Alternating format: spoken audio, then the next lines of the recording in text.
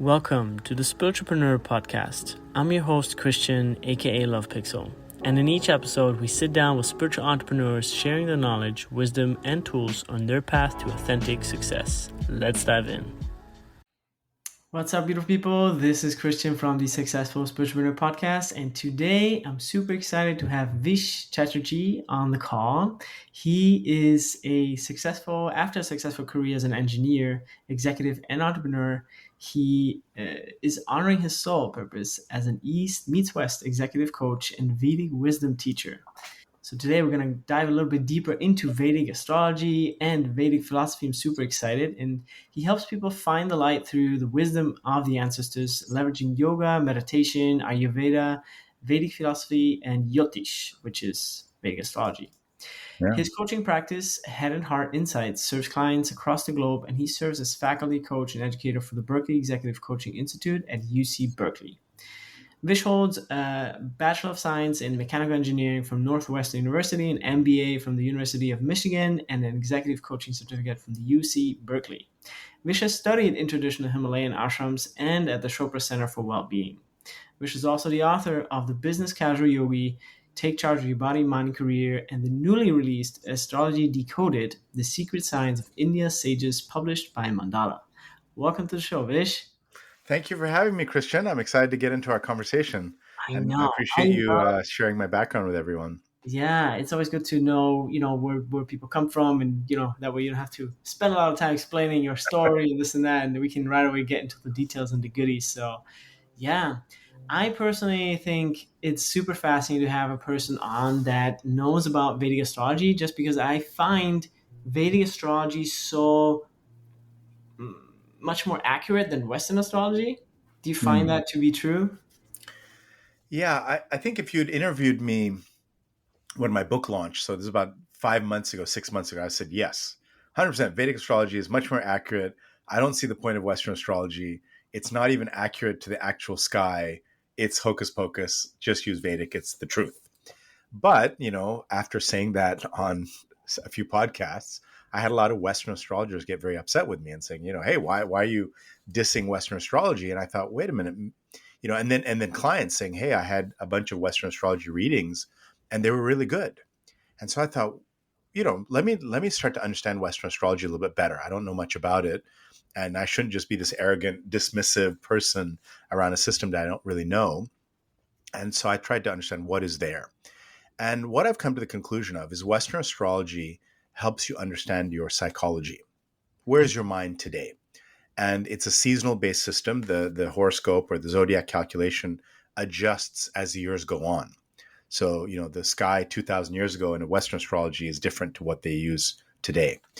And so it's kind of a map of your psychology and overall superficial attributes of who you are. So when you go to Western astrology, you start to feel like, wow, I got to know myself better. I sort of understand why I think the way I do. Now, Vedic astrology then corrects the math to get accurate planet and star positions accurate to the actual sky. So what you see in a chart is what you see out your window. And that helps understand the truth of who we really are. What is the truth of your soul? Who are you really underneath all of your conditioning and, year-to-year experiences?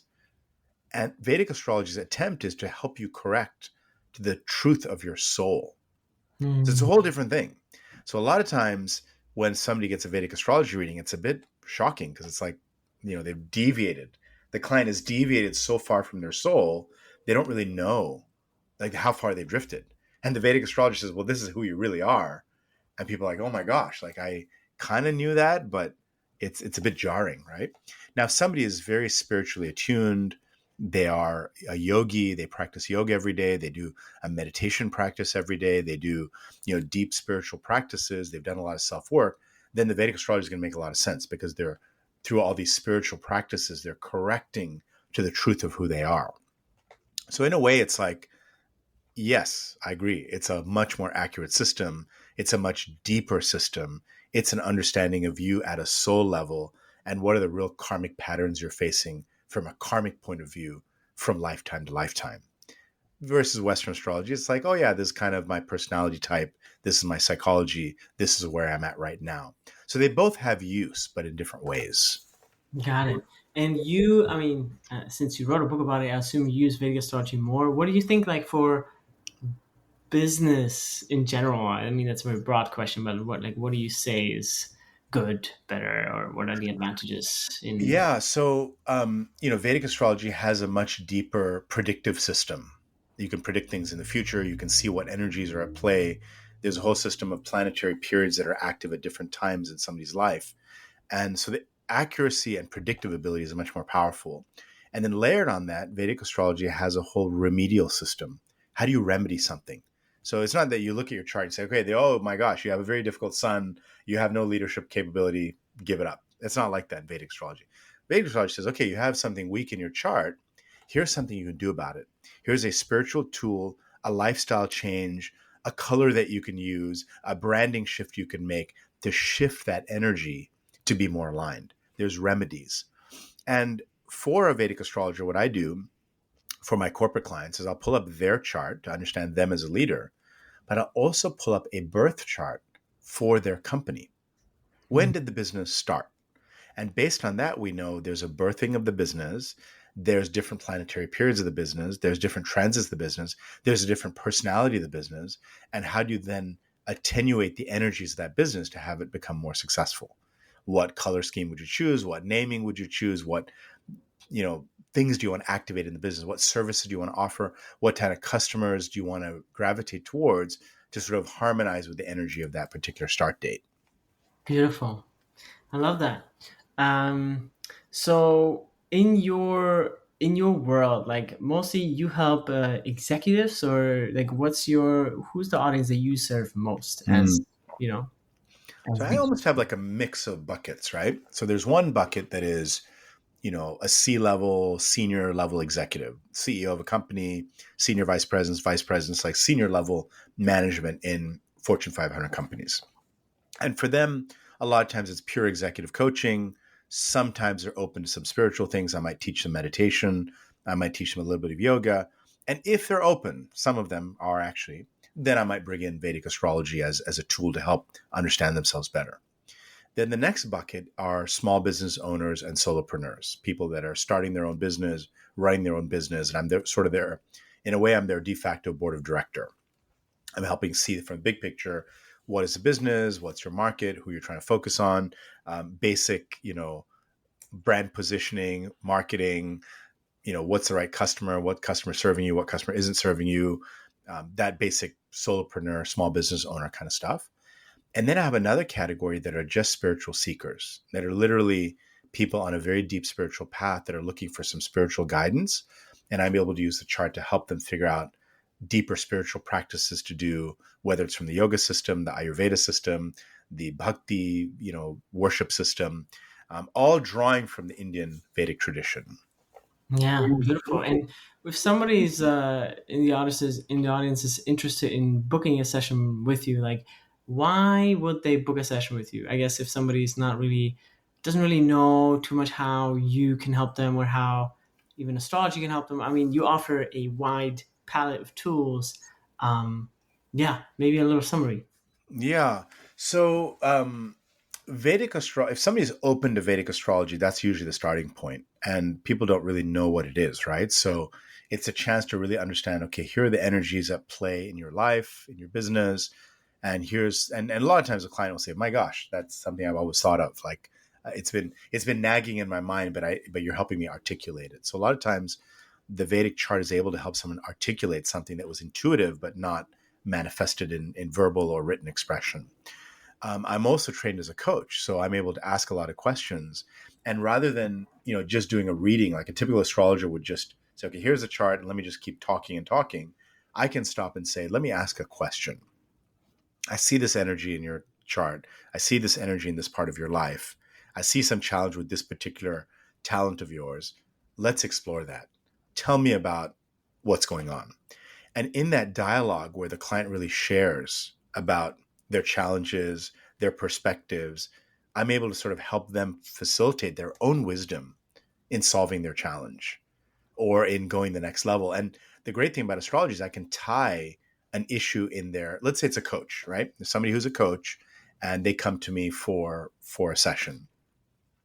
I'm able to link something that happened in their life when they were 8 years old to how they coach their clients. So you can find a particular leadership or energetic block based on something that happened in a life event. And, with Vedic astrology, you can really pinpoint. I can say, hey, back in 1997 in June, what happened? Because that's affecting your leadership today. That's affecting the way you interact with clients today. This particular client is bringing up this issue for you. And, people are floored because that's, I've had clients where they're in therapy for years and years and never brought that particular issue up. So I may not, identify the issue, but I can say this was an issue that's showing up today. Sometimes I can identify quite accurately, this is what happened, right? Mom did this, or a sibling did this to you, or you were a victim of some violence, and now it's showing up in the way you coach. Yeah, beautiful. I think that's so powerful. And in your opinion, since I think you are quite the embodiment of the successful spiritualpreneur, what would you say is your definition of the successful spiritualpreneur? So the metrics keep changing, right? Like when I was in the corporate world, the metric was, am I getting promoted? Am I making more money? And I rose to a position where I had the title, I had the power, I had the influence and impact, and I had the big pay. So when I exited out of that and I went into my own practice, my pay went down tremendously, right? I was probably at a fifth of the income I was at when I left the corporate world, right? So at that point, am I successful? It feels like I'm 1/5 as successful. I have no title, I have no team, I have no organization. I'm just like an individual and I make 1/5 of money. So what does that mean? But my spiritual growth accelerated tremendously. I was able to put more time into my practices, more time into my mantra practice, my chanting practices, my yoga practices, my sadhana, my meditation. And I was able also to build a business that became about me, where I can choose my schedule. I can take a day off when I want. I can, see a client at the time that makes sense to me. I can spend more time with my family. So initially I was thinking, success is different now because I'm more present for my children. I'm more present for my wife. I'm more present for myself. And I'm also learning and expanding a knowledge that I wouldn't have been able to expand. I wouldn't have been able to train that way had I been in that, the 12-hour day corporate job. So in that way, I was more successful. Now, over time, as I've been in practice for over 8 years now. Over time, I built up a client base. I have, clients all over the globe. I've been coaching, counseling. I've, written a book, and then I wrote a second book. So then that became interesting because now I have, I'm a published author of, some very interesting subjects, yoga and business, and then Vedic astrology and how to use that in your day-to-day life. And so the success metric is completely different now. Now the income has come up now, right? Because now I'm known, I've got a thriving practice. So my income is coming back to something reasonable, not the same as the corporate days, but I'm proud of it. And so how do I measure success? I think is, am I living life on my terms? Am I, do I have a business that fulfills me spiritually and materially? To me, that's the new success metric. Yeah, And I think it's so important to bring that back into the conversation, because everybody, still today, most people define success through the material, and the financial. So, yeah, yeah, it's and if you're a coach, and I'm sure a lot of you relate to this, you're probably hit with all sorts of advertising on Facebook.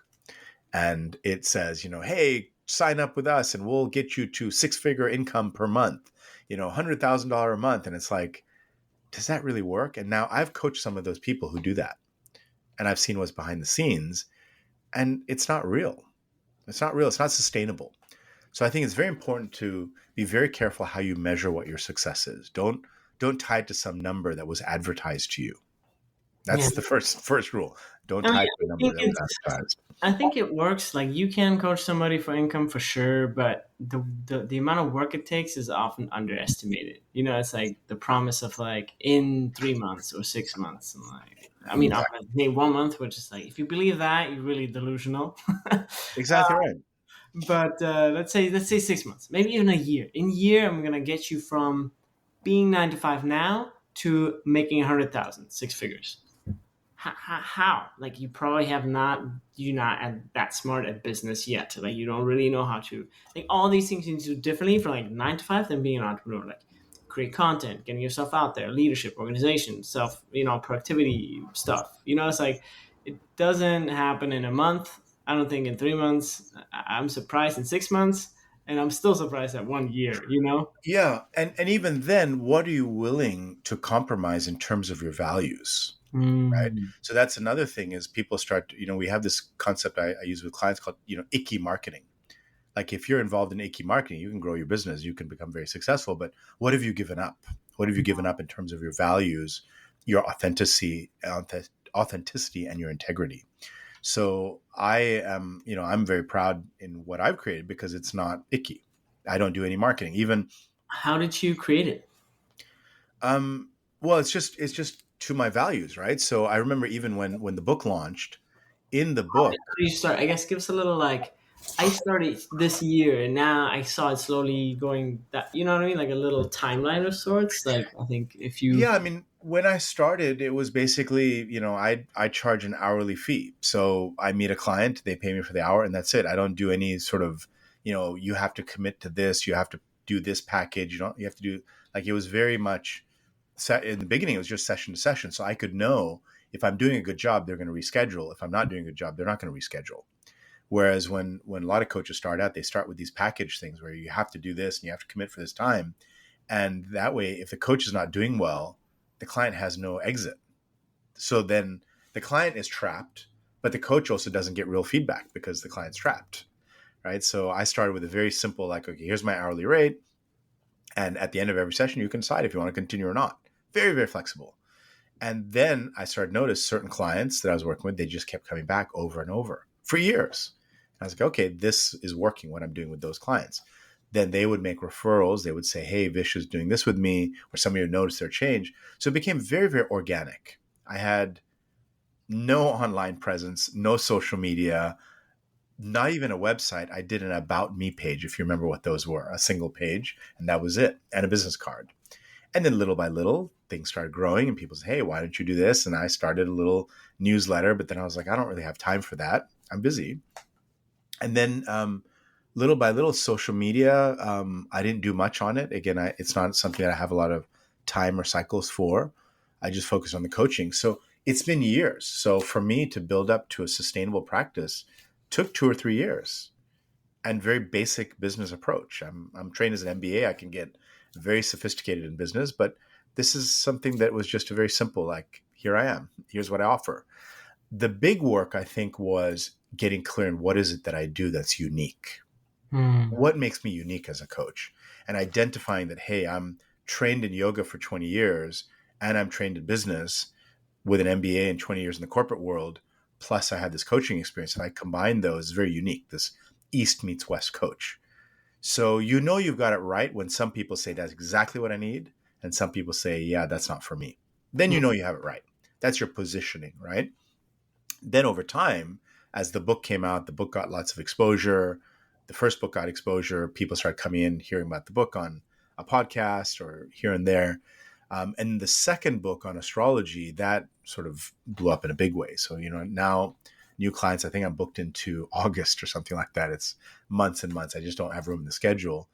But again, I haven't done any tricks. There's no marketing tricks. There's no sort of, like, even if you buy my book, there's a referral to a website to calculate your birth chart, even if you don't buy the book. But the idea is that you go to this website, you put in your birth details, and it'll generate a birth chart for you. And my marketing person said, Vish, you should require an email capture. If somebody's going to get a free chart calculated, at least capture the email and grow your email list. And I was like, no, I don't want to do that. I don't want to do that. Like if you come to my website and you want to generate your chart, do it for free. It's totally available for you. It's my offering, right? I'm not going to, I say optionally, if you want, enter your email, happy to keep you on my list, but it's not forced.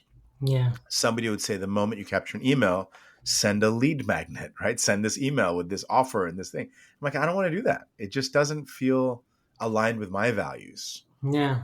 Right. Yeah, I think the market has shifted quite a lot in the sense of you need to feel organic, right? Like, years ago when the funnels came onto the marketplace, everything was just like pushed through this like forced flow of like, you want this? No. You want that? Okay, here. It's like, come on, like, yeah, you can do all these things, but maybe not in such a short array of time. You know what I mean? It needs to feel organic. Just the sales cycle itself, I feel, has gotten a lot slower. People want to take their time. They want to digest things. They want to like just breathe. You know? And they're overloaded with information. Like right now, we just have too much coming at us. It's too much clutter. And I don't want to be a contributor to that clutter in people's lives, right? If people, and I think that's the other thing is when you're a spiritual entrepreneur, you're a little bit different. You're doing this because this is something coming deep from your soul. This is not just a business. This is part of your spiritual growth and identity. Mm-hmm. So you have to take a more spiritual business approach, a more conscious business approach. So if you're selling a widget, yes, maybe you just find a way to market that widget, push it, advertise it, lead magnet, all the funnel, the whole thing. But if it's you, then I believe your marketing actually happens in your spiritual practices. And from a Vedic astrology perspective, I believe the work that you do at your altar, you sit at your altar, you work with the divine. The divine sees, wow, Christian, you're being very sincere. You have something to offer. The divine then says, oh, so-and-so needs Christian's help. I'm going to make that arrangement happen. And the divine hand sort of connects the right person to the right healer. And as a spiritual entrepreneur, you have to understand that concept. You have to work with that concept. You have to work with those energies where your referral source is coming from somewhere else. It's not coming from the material plane. And that's a whole different mindset. And so I find if somebody is spiritually not conscious, then you got to push the marketing angle. You got to do the posting and this number of posts a week and make sure it has this content and make sure it has this hashtag and make sure you send this email out. That's if you're spiritually a bit closed up. The moment you start to open up spiritually, you realize the marketing is happening a completely different way. The inner work that you do gets recognized by some energy, whether it's divine source, whether it's your spirit guides, whether it's the Pitris in Vedic tradition or Devas, they start to see and they start to make the connection and they bring the right people to you. And then you just show up and do your work. Yeah. So it turns out the marketing effort is actually your morning spiritual practice. That's funny. I like that. I've noticed that in my life too. It's like sometimes, I get a little itchy about money, especially living in the US, the bills are not like, yeah, it's 2,000, 3,000, 4,000, 5,000. No, it's like 10,000 a month. If you have a family in the house and a car, it's just, adds up. Yeah. So it's like, sometimes I think I was like, if I don't, you know what I mean? If I don't, like the minute I start to like, it's always like when I'm at that point of it, when I get really itchy, it's like, oh my gosh, honey, like I gotta do something about this. I feel like this and that, I feel like usually the same week something comes. It's like it's incredible because the same week something comes. Yeah. So what's the spiritual dynamic happening there? Well, I think I have already like my base of spiritual practice set up very well, right? And I live a life in integrity, and that 1 week or that thought or whatever, when that threshold is reached, that for me is like that accrued karma, I guess, comes back, if you want to call it that. I'm not sure if I completely live by that, but I've noticed very often that when I get to the point of, I don't want to say desperation, but it's like, oh, it'd be nice to have something now. It's usually yeah. So there's a moment of like, what is the universe trying to tell you when you're provided for, you're taken care of. So there's some sort of like trust where you're like, I'm not sure I trust this anymore. At that moment, the universe gives you a signal and says, hey, do trust. Right? So that's what's happening is you have a moment of despondency. You have a moment of, I'm not sure if it works this way. And the universe says, okay, here you go. I remember there was a point in my business where I was, you send an email to somebody who's interested and you're waiting to hear back and you send a follow-up email and they're not coming back. And you're like, oh, that was like, somebody I really want to work with. And the package is good, like, or the rate's going to be good. This is a great thing. I wish it would work. But you're just like working and working and working and just constantly on. And I had this sort of feeling that I'm just working too hard and I need more downtime to just do nothing. What is the Italian saying? Il dolce far niente, like the beauty of doing nothing, right? The sweetness of doing nothing. So I was like, I need more doing nothing time. And I live by the beach. I live, you're in Florida, I'm in California. I live a mile and a half from the beach, 10-minute drive. but I don't go to the beach. I just work and work and work and work. So it's like, what's the point of living by the beach if you never go to it? So one day I said, let me just take 4 hours and just go to the beach and read a book, read a spiritual book, stare at the waves for a while, jump in the ocean, just do nothing for a few hours on a work day, not on a weekend. I'm in the middle of a work day. So let's see what happens. So I go play at the beach, bike there, bicycle back, come back to my desk, all cleaned up, open my email box, and there's the email I've been waiting for. It showed up in those hours. And I'm like, I've been waiting for weeks for this. I'm like, what does that mean? So I was like, maybe it's a sign. Maybe it's a sign that the universe wants me to kind of connect with nature more. But I'm like, maybe it's a coincidence. Yeah. So I tried again, another week. Same thing happens. I tried this experiment 3 times on 3 random days across a month. And each time I came back, there was something I'd been waiting for weeks that showed up. Wow. And I was like, okay, now it's not a coincidence anymore. Now the data is showing that there's something going on beyond my understanding. But I do need to learn to work with that energy, work with that trust, and really understand the universe. I'm trained as an engineer, so I'm always like, if it's not obvious to me, like many of your listeners, you're like, come on, Vish, this is obvious. This is how the universe works. But for me, I had to kind of experiment and try it out. And now I'm like, oh, yeah, it does work that way. Yeah. Yeah, I think it's beautiful to get a reminder like yourself or like myself of that trust, because oftentimes you forget about your connection or to source, to the universe, and you think obviously you know it better and you got to play God in your life all the time, and you forget about that trust, and then you're not going to experience it if you always forget about it, right? You got to come back to that place of letting go, ease, trust. Yeah. And so that morning practice is one of the most important things that I've come up with, this idea of a morning ritual. What is your morning ritual? And, you spend, especially as a spiritual entrepreneur, as a solo, as you're working, you are constantly dealing with people's stuff. Like, just now the street sweeper went by to clean the street.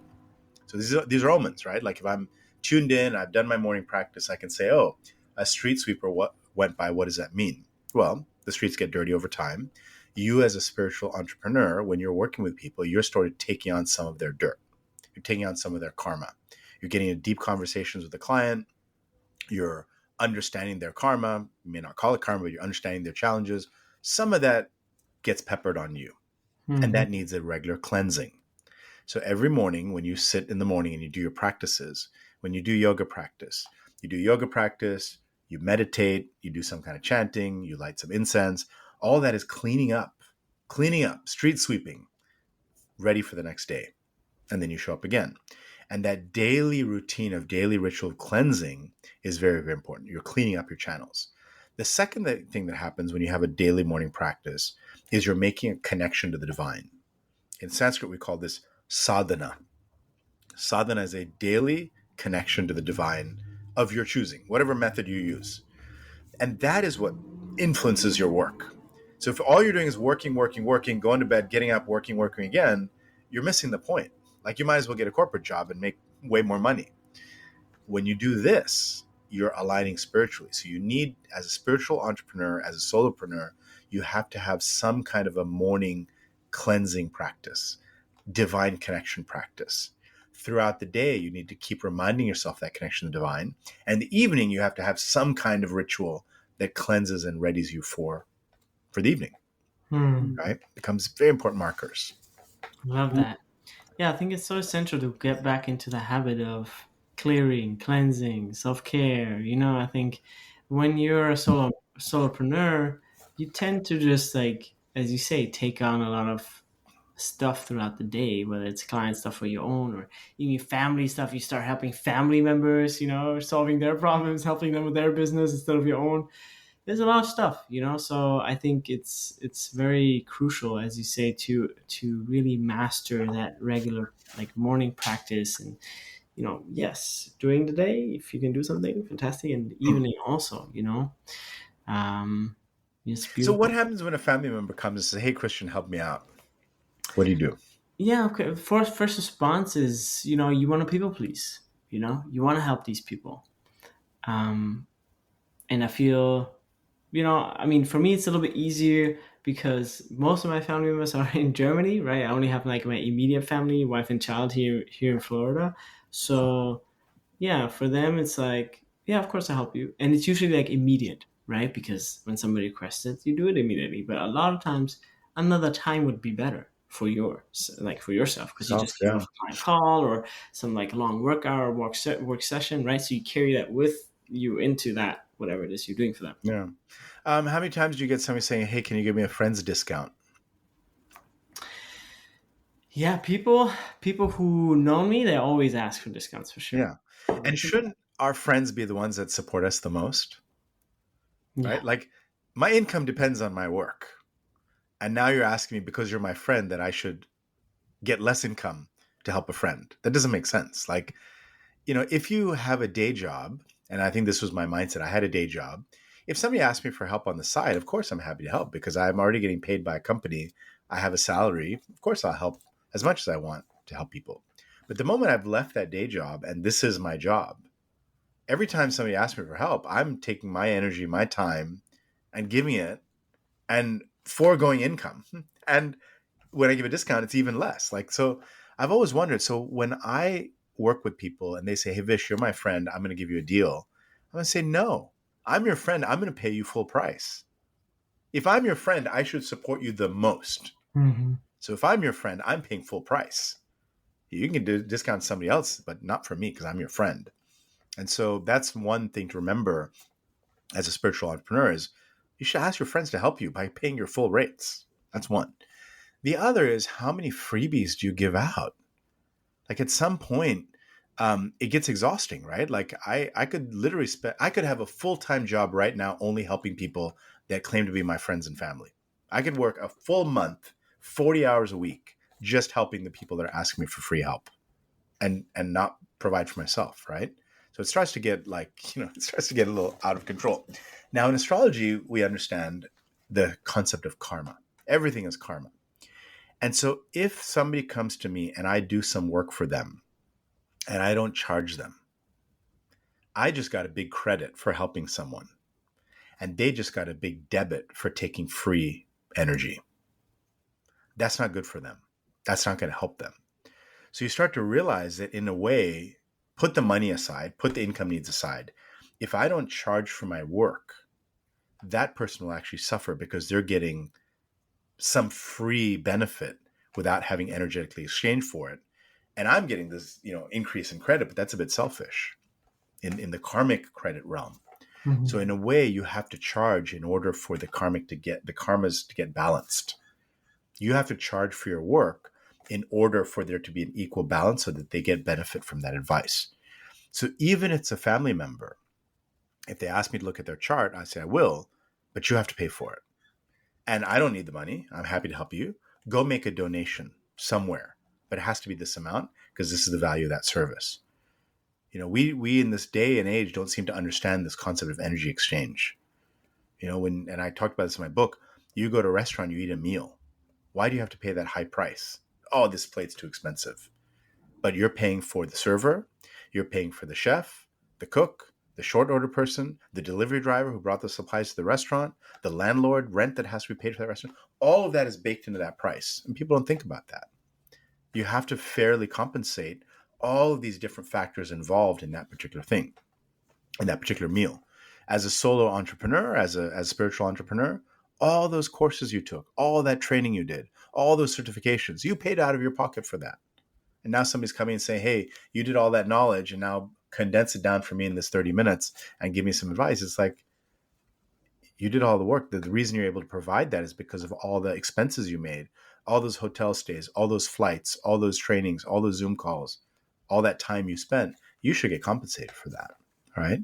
So think about it. I urge everyone to think about this sort of holistic view of what you're offering. You're not a nobody. You're bringing something to the table. You should get compensated for it, just like a corporation would compensate someone for their services. Yeah. I think it's a very important conversation of worthiness, that it comes down to, right? Especially since we live in a day and age where it's so easy to find something similar for free somewhere else in like a matter of seconds, if you know how to look for it, it's very likely you're going to find a free coaching session for an hour on YouTube, right? Yeah. And there's no karmic energetic exchange happening there, right? So it actually doesn't work out for you. So that's the thing. And I think about myself, somebody's asked me for some free time and I'm not giving that time to my son who needs advice from me, right? So, there's always a trade-off with your time. Your self-care routines, your wind down rituals, your morning rituals, the obligations you have to your children, the obligation you have to your spouse, that's all takes time. Mm. And so every bit of your time is precious. And of course you should give freely to those that your immediate family, your spouse, your children, your parents, your siblings. You kind of have to do that. That is part of your responsibility as being a part of a family. But when somebody who's outside of that says, hey, give me a free thing, then it's like, I'll give it to you, but then I'm sacrificing that for my wife or my son or my own care or whatever it is. So I think it's very important as a spiritual entrepreneur to really be clear about boundaries. Just because you're spiritual doesn't mean that it's all love and give and give. There has to be some, because people don't understand this energetic principle, you have to enforce it on people because they won't understand it otherwise. Yeah. Yeah, I love that. I think it's a really healthy perspective to hone in on, So thanks for reminding us of that. Yeah. When we started the conversation, well, I didn't know we would go here, right? Like, why is the compensation money thing coming up? Well, the moment we started, where I am, the zodiac constellation of Cancer is rising. And in it, and Cancer is emotions. And in it is the planet Mars at the moment. Mars is in the sign of Cancer per astronomy. And so on my eastern horizon, the planet Mars is rising in Cancer.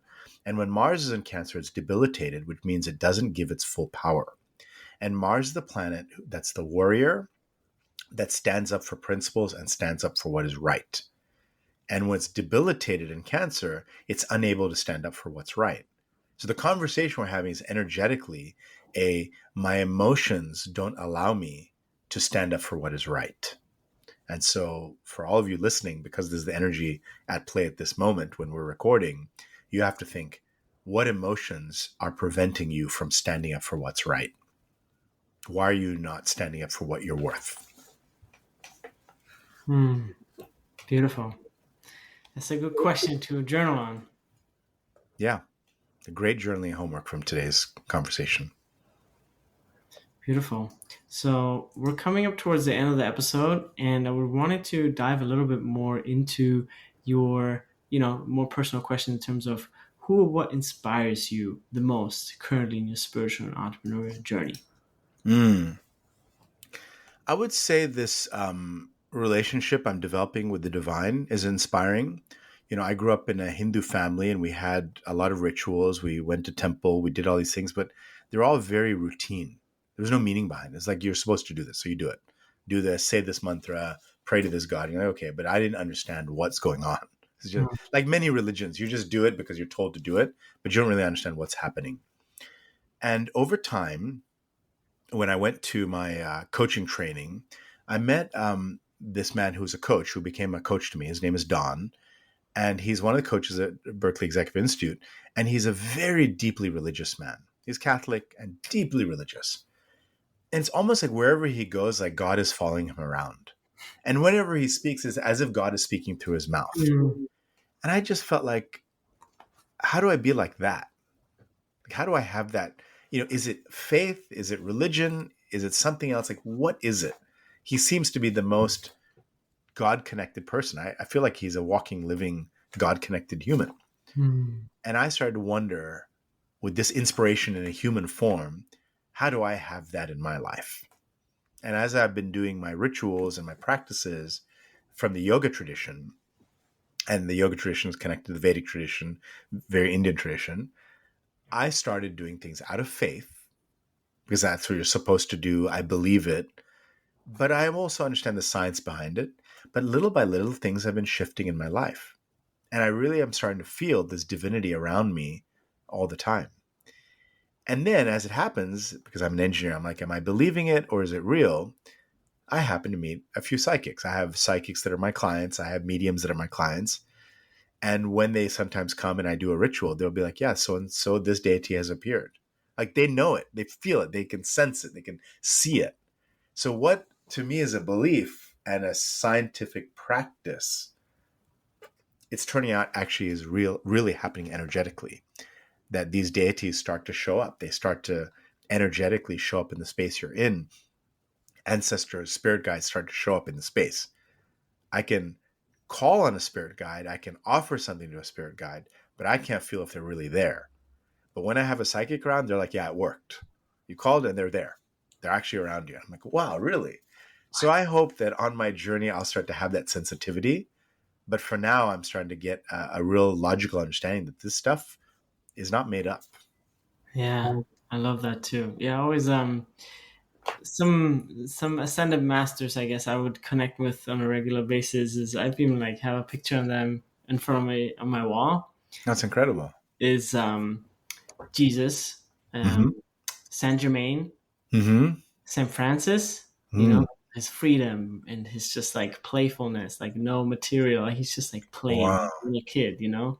And then Saint Germain because of the material. Like he was a very like he was a nobleman, you know, Interesting. and also very spiritual, very into like kind of like the archetype of the tarot card, um, the magician. Hmm. You could manifest anything out of the ether, you know. So there's sort of, depending on your level of consciousness, at a minimum level, you say, okay, it's an archetype. It's an archetype. And I feel called to that archetype. I think of that archetype. And that's one energetic thing. The next layer is I feel that archetype and it's actually activating that archetype in me. And so that archetype energy is activating in me and I'm doing more of that. The next level is the faith and dedication that archetype is actually a real being on a different plane and that being's interacting with me and helping things in my life. The next level is you actually feel and see and interact with that being, literally, like you're doing. So there's just different phases depending on where you are in the journey. It can just be an archetype. It can be an archetype activates in you. It can be a faith-based thing, or it can actually become very real, very tangible, right? Yeah, yeah. I think it's so fascinating the concept of spirit worlds, and I mean, it's an interesting experience as a human being. You know, it feels very unlimited and limited at the same time. Yeah. But what I found is the Indian system, the Vedic system. So this is the system that yoga comes from, Ayurvedic mind body medicine comes from, Jyotish comes from, Vedanta, all these ancient 8,000-year-old practices. These people from ancient India already understood all this. There's no question about it. There was no searching, there was no questioning, there was no confusion. They just knew this is the system. This is the way the universe works. Right now in Western culture, we're getting bits and pieces. Oh yeah, there's this thing and there's this thing, but this is already known in the ancient Indian tradition. And so a lot of times people are like, "Oh, I'm surprised that I'm learning this," but it's like it was already known. It's already a system, and it's very integrated. And the yogic process, and I'm not talking about gymnastics yoga. It's not like do some kind of twisting thing on your mat. The full yoga system in its holistic form with the 8 limbs, the ashtanga, understanding the philosophies. As you practice these systems, you start to develop these abilities. You start to open up that consciousness. You start to connect to these things, and then you're like, well, yeah, it's obvious. That is just the way the universe works. It's not surprising, right? Yeah, yeah. It's interesting to see how the world, you know, also goes in cycles of forgetting and remembering that, right? Mm. Like ancient civilizations before us were probably much smarter, right? We just forgot, came from that. You know, it's They like, didn't have these dumbing down devices. This is yeah. the reduction of intelligence device. I love how they call it the smartphones, you know? And It's so smart it takes all the smarts away from you. I know. It's a smart magnet. It just pulls it out of you, and then you're not smart anymore. It's funny. I was living with a shaman in Bali before I came to the United States and started my family here. And he said, you know, humans, we already can do everything that we want to. We just like if the mass consciousness just wants it to, I guess, be manifested, right? And like whatever we think we can, it needs to be like made tangible for them, and then I guess integrate it back in a way, like currently in the stage of consciousness that we're at. So for example, we can actually already like telepathically communicate. We just don't want to or have been educated not being able to, right? Yeah. So that's why the smartphone was invented and such a huge success. Yeah, I mean, there's research that measures IQ levels if your smartphone is on the table with the screen up versus the screen down versus not in the room. And they get 3 different IQ scores in a randomized, like, actual medical study. They're like, wow, if the phone is even in the room, your intelligence goes down. And if the screen is up, intelligence goes down even more. So Yeah. at a minimum, whenever you're anywhere, turn your smartphone so the screen is down. I know. And And if then you can, put it in another room. I know the iPhone recently, they got the feature, I think iOS 15 or something. Now we're on 18. They got the feature of like always on, right? So you could have it Always up. dumb. Always dumb, exactly. And you could have it up in black. That's how it used to be before iOS 15. But now it's like always on. It's like, this thing is always on? This is so annoying. So I turned this off immediately. That was. But I have mine always on, but I put pictures of me with my family at the temple. So I always see that. So that's a positive thing. And then it shows me the star constellation active at the moment. So it shows me the moon star constellation that's in and the moon phase. So in a way, you can trick it a little bit and make it less dumb. You could, Makes sense. if Yeah, you have to. So if I forget to turn it upside down, at least I'm seeing something that's, a little bit more conscious. yeah, some subconscious reprogramming while you're subconsciously looking at it with your left eye or the corner of your left eye like that. Yes. Sweet. Well, I'd love to know, what your vision for the new Earth is, however you define that. Mm. Well, I would say I'm a bit America-centric because I live in America. And, to be fair, the US does influence the way the whole Earth functions. And so whatever's happening in America seems to then transcend and hit the whole world. And America, if I pull a birth chart for America, is in a very, very difficult period at the moment. It's a time of reckoning, you could say. And so this is a time when everything gets torn down to the ground and we decide, who are we really? And we decide which direction we want to go. And that decision is happening now. It's happening in the next 2-3 years. So as if I extrapolate that to the planet Earth, the Earth is going through a period right now deciding which way do we want to go. Do we want to go the route of darkness or the right route of light? That's really literally a decision ahead of us. And I know there's this split Earth theory that I've heard about where there'll sort of be these 2 parallel worlds, one of darkness, one of light. I don't know if I understand that or necessarily agree with that, but there is some wisdom there that right now is a chance for us to accelerate consciousness or accelerate unconsciousness. It's up to each one of us to decide what we want to do in this time. Do we want to join the unconsciousness or join the consciousness? You decide. And whatever you decide, that's okay. It's your choice, right? Yeah. So I believe this time coming for us, at least in the US and I think in the world, next 2-3 years, you have to decide, are you trending towards light or darkness? Make that choice and then honor it. I think, obviously everybody's biased. I'm biased. I can only speak from my experience, but I see that collectively that a lot of people are choosing for the light. Just from my experience. And you could easily say a lot of people are choosing for not light as well. Probably. It's both there, right? And, we're all on a karmic journey, and karma, kar means to do, act. Karma is a consequences that are a result of your actions. So in the Vedic system, there's no judgment. There's just accounting, pure accounting. Things that are good, you get rewarded for. Things that you do that are not good, you get punished for. That's just how it goes. So whatever choices you make, you will have the consequences happen of those choices. If you choose to move towards the divine, you choose towards consciousness, you choose towards kindness, you choose towards compassion, you choose towards stillness, the rewards come for those things. You choose towards violence, you choose towards aggression, you choose towards non-compassion, you'll suffer for those. And everybody's on their journey to receive the karma for whatever choices they make, right? And who is best to decide what the right choice is for you, it's you. You know deep down inside. You don't need anyone to tell you. If you're relying on somebody to tell you what's right and wrong, then you're missing the point. You have to come back to you and decide what's right and wrong. And any of the world's religious systems or spiritual systems, they all say the same thing. Be kind, be compassionate, have a good heart, consider the divine in everything you do, honor your responsibilities. All these things are the basic tenets of any system. So when you're not doing that, you will suffer, right? So if somebody in your life is choosing things that you don't agree with, let them do it. That's fine. That's on them. They'll pay the price. You don't have to be the enforcer of it. Yeah. Beautiful.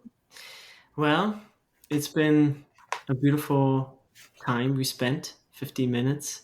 And yeah, I love the perspective you bring to life, to a world. It's very neutral, which is always great, to see things from a vantage point of, we're here. You can go this, you can do that, you can, it's a very wise perspective, because in truth we can do anything we want. Yeah. And no matter the circumstance, you always have control over your spiritual evolution. No matter what's happening in the world around you, you have every ability to look up at the sky and feel the divine presence. It's always there. Yeah, to take the power back and the responsibility, it's ultimately within us. Exactly. Whatever somebody else is doing, it shouldn't be of concern to you. Beautiful. I love that, especially in regards to politics, which we won't talk about, but it's such a big topic always, especially with astrology. People always want to know the future, Trump and Elon, all the things. It's like, it just doesn't really matter. Yeah. And their karma is due. They'll have their karmic thing. I mean, everybody has a karmic reckoning at some point. It always catches up. No deed goes unnoticed in the universe. Beautiful. Well, with that, we end our today's episode. And thank you so much for being here. Thanks for sharing your wisdom, your heart, your energy, your integrity, and everything you put out into the world. Thank you, Christian. I'm so happy you reached out to me. I'm glad we made this connection. I'm glad we had this conversation. I've been on so many podcasts lately, but none of them have got to this type of conversation, which you were able to bring out. So you are a remarkable interviewer, a remarkable soul. You have such a great presence, and you really bring out some very deep wisdom. And so keep doing what you're doing and keep spreading the joy through your podcast and through your work. It's amazing to have a light like you in the world. Thank you. Yeah, I feel it's always nice to be seen, of course, and I feel, why not have a deeper conversation when they allow for it, And these questions that we sometimes send to our interviewees are just placeholders, right? Like what wants to come up, what wants to be seen, what wants to be talked about. I feel the conversation is getting a lot more fluid in this time and age, where it's just like, do A to Z, it's not, no, it's like you will find your way in the A to Z, Yeah. Great. All right, Christian. Well, have a good rest of your day. Thank you again for the interview. And I'm sure we'll be in touch. Likewise. Thanks for being on. Yeah.